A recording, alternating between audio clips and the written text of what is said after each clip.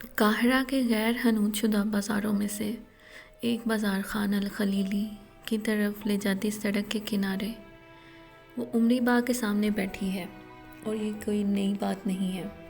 نہ عمری با نہ اس کے سامنے بیٹھی الزہرا۔ عمری با ایک فقیر ہے، مست ملنگ ہے، کبھی معاشقی کبھی مزدور ہے۔ وہ ایک وقت میں ایک نہیں رہتا، کئی ایک ہو جاتا ہے۔ کبھی وہ سڑک کے کنارے بازار میں کہیں بھی نظر نہیں آتا اور ایسے لگتا ہے کہ وہ یہاں کبھی تھا ہی نہیں، اور کبھی وہ اتنا نمایاں اور ہر جگہ پایا جاتا ہے کہ یہ شک بھی نہیں ہوتا کہ وہ کبھی وہاں سے گیا بھی تھا۔ وہ کب وہاں موجود ہوتا ہے اور کب موجود نہیں ہوتا، نہ اس پر سوال اٹھتا ہے نہ اس کا جواب حاصل ہو پاتا ہے۔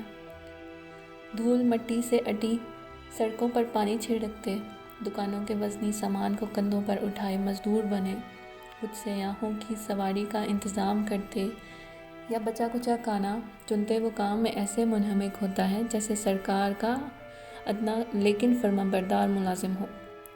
کس سرکار کا؟ یہ نہ کسی نے جانا نہ اس نے بتایا۔ اس کے کام کی تندہی یہ بتاتی ہے کہ اس کو تنخواہ کے علاوہ بھی کچھ ملتا ہے۔ لوگ اسے سڑک کے کنارے بے سود پڑا ہوا بھی دیکھتے ہیں۔ مکھیاں اس کے منہ پر ایسے بن بناتی ہیں جیسے وہ شیرینی کی بھری رکابی ہو اور وہ اسے چاٹ بھی جانا چاہتی ہوں اور بچا کر بھی رکھنا چاہتی ہوں۔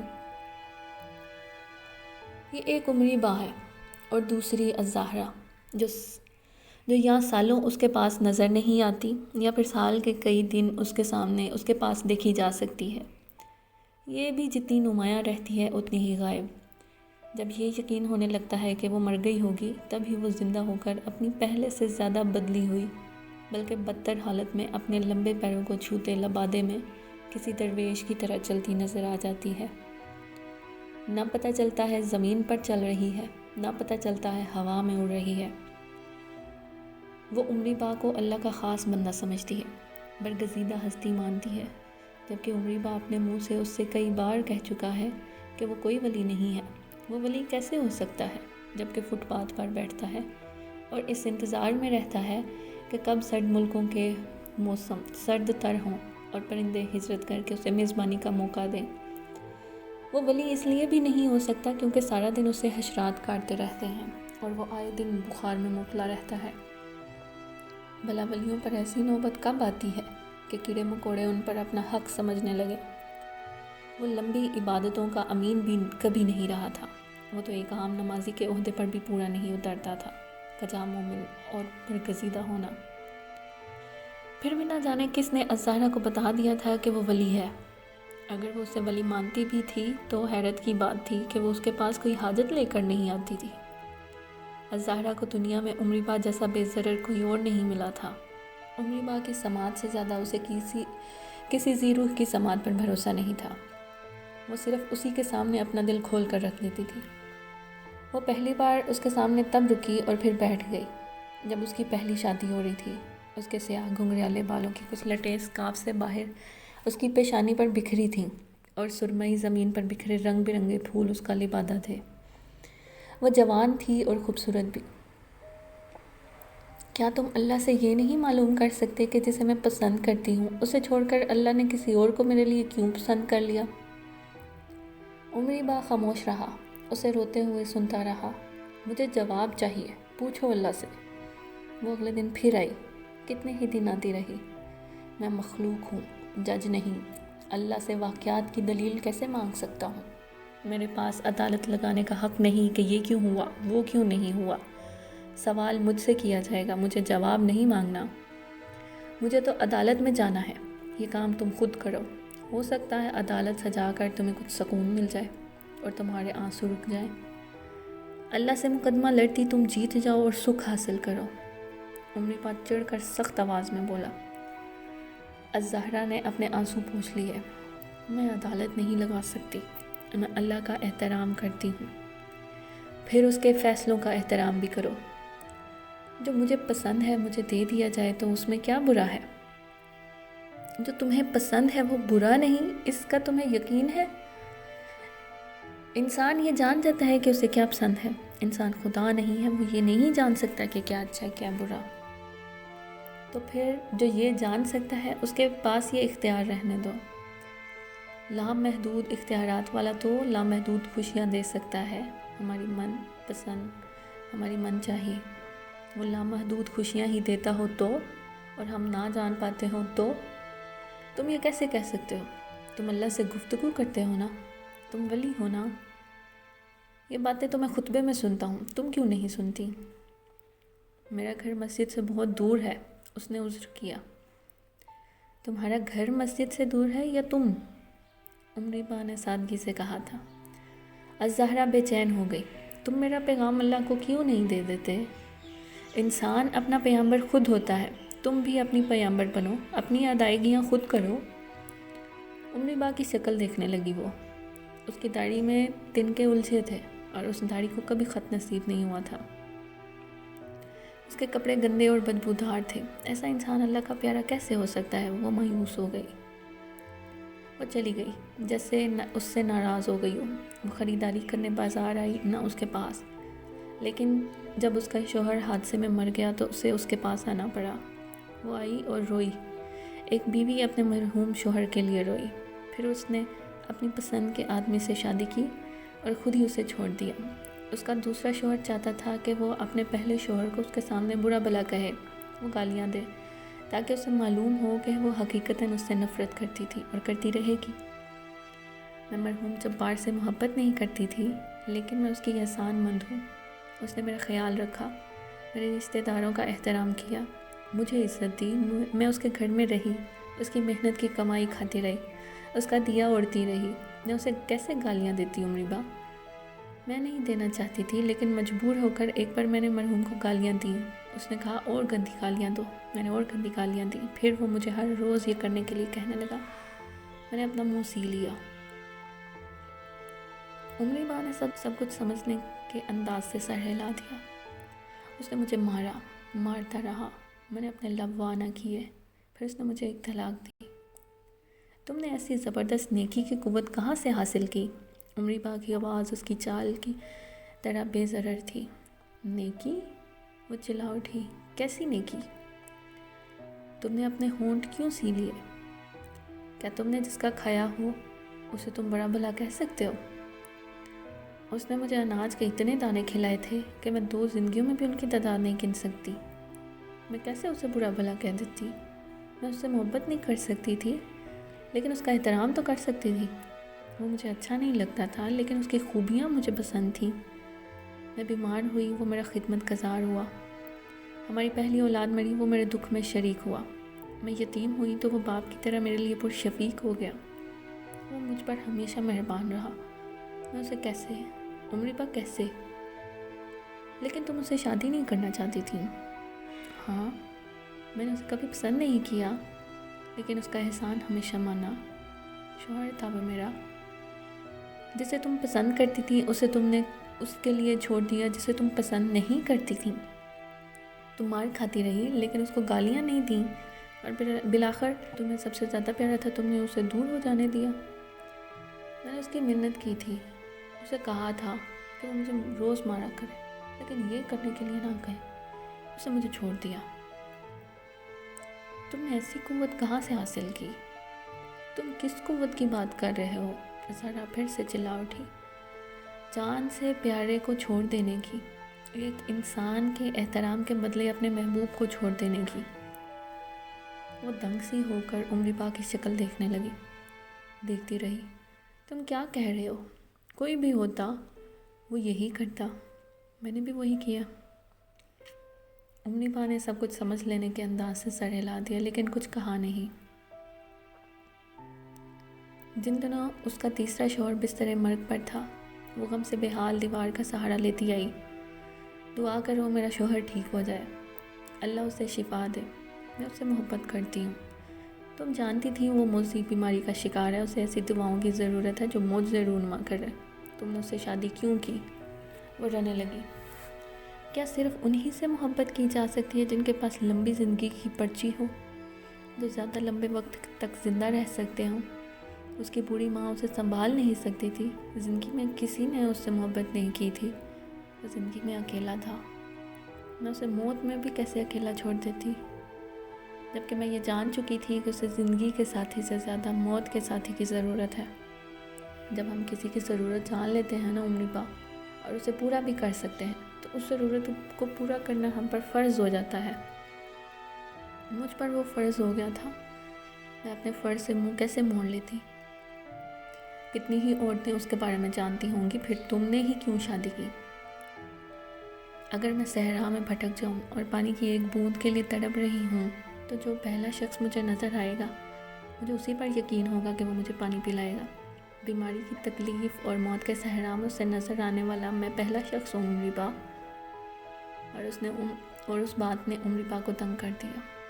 اللہ اس کی تکلیف کو کم کرے گا، عمری با نے دعا کی۔ اللہ اس کی تکلیف کو راحت میں بدل دے، ازارا نے اضافہ کیا۔ اللہ ایسا کر چکا ہے، وہ تمہیں اسے عطا کر چکا ہے۔ تم اللہ کے قریب ہو، اللہ سے دعا کرو، اللہ اسے راحت دے۔ کیا اللہ صرف قریب والوں کی ہی دعا سنتا ہے؟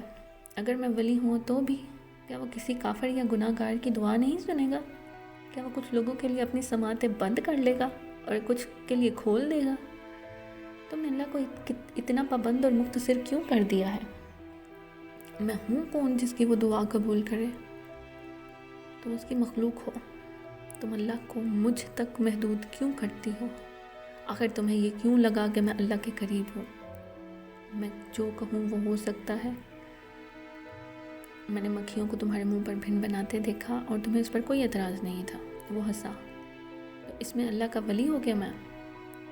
میرے منہ پر روز مکھیاں بھن بناتی ہیں اور ہزاروں لوگ مجھے دیکھتے ہیں، وہ مجھے ایسا نہیں مانتے۔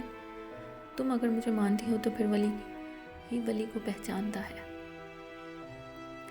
پتہ نہیں، بس میں نے یہ جانا کہ تم مخلوق پر مہربان ہو، تم مجھ سے کہیں زیادہ مخلوق پر مہربان ہو، تم اللہ کی سب سے پیاری مخلوق پر مہربان ہو، انسان پر۔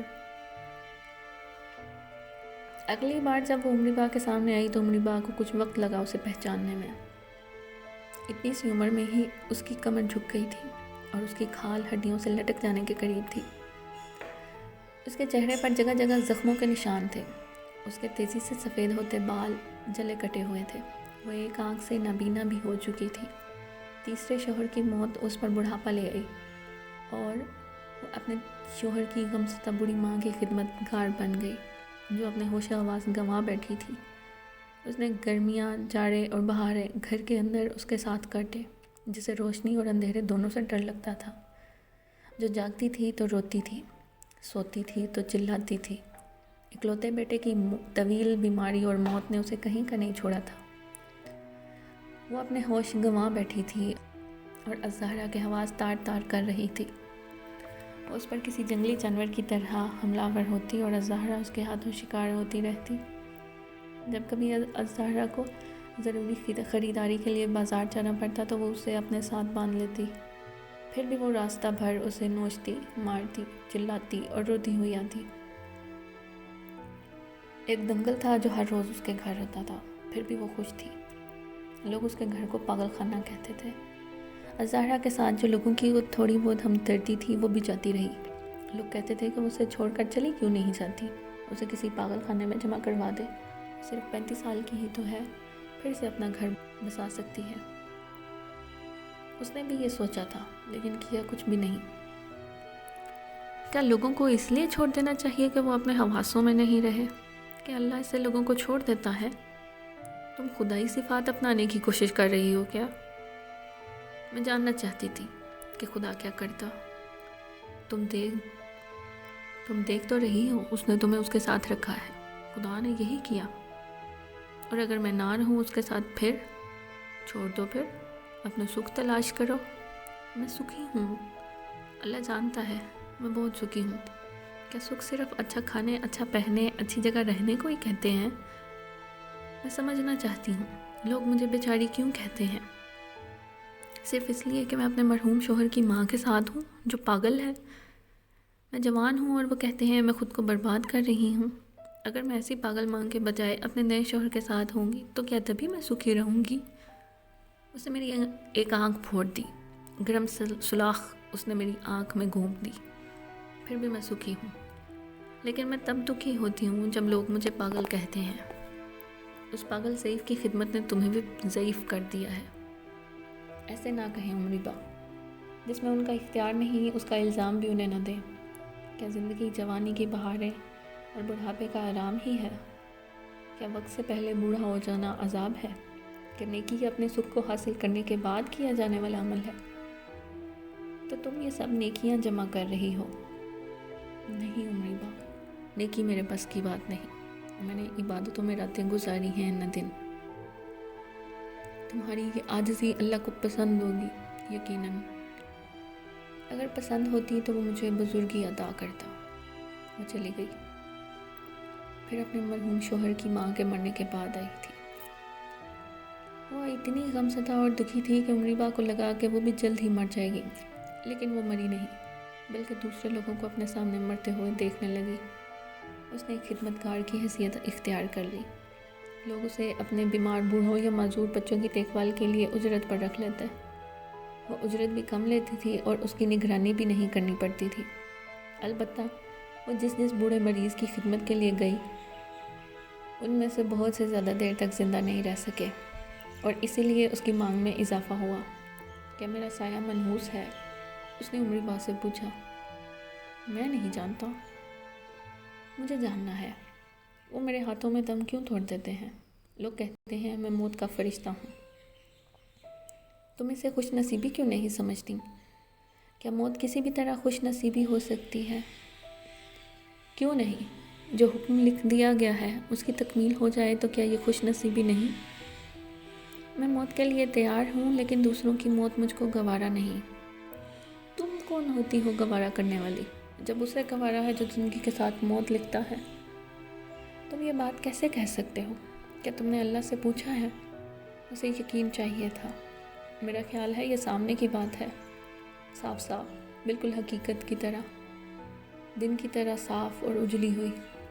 تم مجھے ٹال رہے ہو، پھر ٹال رہے ہو۔ میں تو اپنے سامنے مرنے والوں کی تعداد بھی بھول گئی ہوں۔ میرے کانوں میں ان کی باتیں گونجتی رہتی ہیں، ان کی بڑبڑاہٹیں، ان کے کلمے، ان کی آخری ہچکیاں۔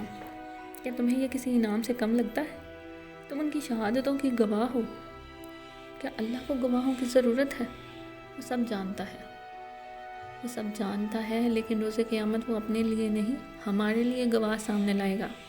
وہ انصاف پسند ہے، وہ سیدھے سیدھے سزا سنانا نہیں چاہتا، ورنہ یوم جزا صرف یوم سزا ہوتا۔ کاش میں ولی اللہ ہوتی عمری با، کاش ایسا ہوتا۔ میں اللہ سے ان سب کے لیے راحت مانگتی۔ عمری با مسکرانے لگا۔ انسان عجیب ہے، اسے پیغمبر کے ساتھ معجزہ چاہیے اور فرمان کے ساتھ مہر، پھر ہی وہ اپنے ایمان کی کھڑکی کھولتا ہے۔ الزہرا دوائیوں اور حکیمی نسخوں سے بھرے تھیلے کو اٹھا کر چلی گئی۔ وہ ایسے ہی تھیلے کے ساتھ ایک بار پھر آئی تھی۔ اس نے کہا کہ میں اسے کلمہ پڑھوا دوں۔ گھر میں کوئی نہیں تھا، اس کا بیٹا اپنے بچوں کے ساتھ گھومنے گیا ہوا تھا۔ پھر اس نے دم توڑ دیا۔ وہ ساری رات بڑبڑاتا رہا اور اس نے اپنے گناہ مجھے بتائے۔ جب وہ اپنے گناہ تمہیں بتا رہا تھا تو تم نے اس سے کیا کہا؟ میں نے کہا خدا رحمان ہے، وہ اس سے کہیں زیادہ رحمان ہے جتنا تم سوچتے ہو یا جانتے ہو۔ وہ تمہیں معاف کرنے کا رائی برابر جواز بھی نہیں چھوڑے گا۔ میں ساری رات اسے یہی کہتی رہی۔ میں چاہتی تھی وہ اللہ کی رحمت پر ایمان رکھ کر جان دے۔ اگر تمہارے بجائے اس کی لاپرواہ اولاد اس کے پاس ہوتی تو وہ شاید اللہ پر اتنا یقین رکھ کر جان نہ دیتا۔ الزہرا معصومیت سے مسکرا دی۔ اللہ رحمان ہے، وہ ہمارے یقین پر اپنا رحم نہیں کرتا۔ ہم اعتقاد رکھتے ہیں یا نہیں، وہ رحمان ہی ہے۔ تم نے خدائی صفت کی ایسی حقیقی پہچان کیسے حاصل کی؟ یہ تو سامنے کی بات ہے، صاف صاف، بالکل حقیقت۔ کیا تم نہیں دیکھتے یہ سب؟ کیا وہ میرے اعتقاد پر مجھ پر رحم کرے گا؟ عمری با بھی معصومیت سے مسکرا دیا۔ تو تم نے یہ جان لیا؟ اگر میں برگزیدہ بندی ہوتی تو اللہ کو زیادہ اچھی طرح سے جانتی۔ تو تمہیں بھی مہر چاہیے، دلیل کے ساتھ، ثبوت۔ عمری با نے اس کے رخصت ہو جانے کے بعد کہا۔ اس نے دروازہ کھولا تو سامنے ایک ڈھلتی عمر کی عورت کھڑی تھی۔ کون؟ دیکھو میں نے تھیلا تیار کر لیا ہے، میں نکلنے ہی والی تھی گھر سے۔